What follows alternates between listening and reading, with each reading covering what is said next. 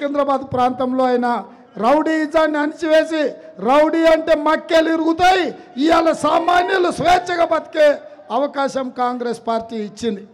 అందుకే మిత్రులారా ఇవాళ 10 ఏళ్ళు కేసీఆర్కి ఇచ్చారు, ఇక్కడ పద్మారావుకు 10 ఏళ్ళు ఇచ్చారు, ఆ పక్కన ఆల్గడ్డలు ఆయనకు 10 ఏళ్ళు ఇచ్చిండ్రు, ఈ పక్కన ముషీరాబాద్లో ముఠా గోపాల్కు అవకాశం ఇచ్చిండ్రు, ఆ పక్కన అంబర్పేట్ల కిషన్ రెడ్డికి ఇచ్చిండ్రు, టీఆర్ఎస్ వాళ్ళకి ఇచ్చిండ్రు.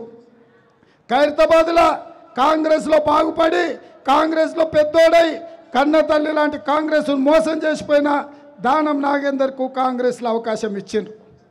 ఇంతమందికి ఈ నగరంలో ఎన్నో అవకాశాలు ఇచ్చిండ్రు.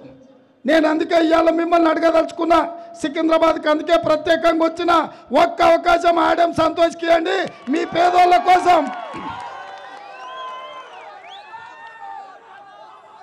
ఇవాళ ఎన్ఎస్వై నుంచి కూడా ఆడెం సృజన్ కష్టపడుతున్నాడు.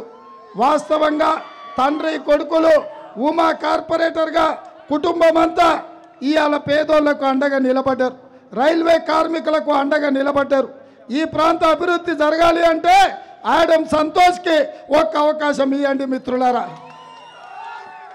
ఈ హైదరాబాద్ నగరంలో ట్రాఫిక్ సమస్య తీరాలంటే ఆడెం సంతోష్కి అవకాశం ఇవ్వండి. ఇవాళ ఊర్లలో భూములు ఉన్నోళ్లకు వ్యవసాయానికి ఉచిత కరెంటు ఉన్నది.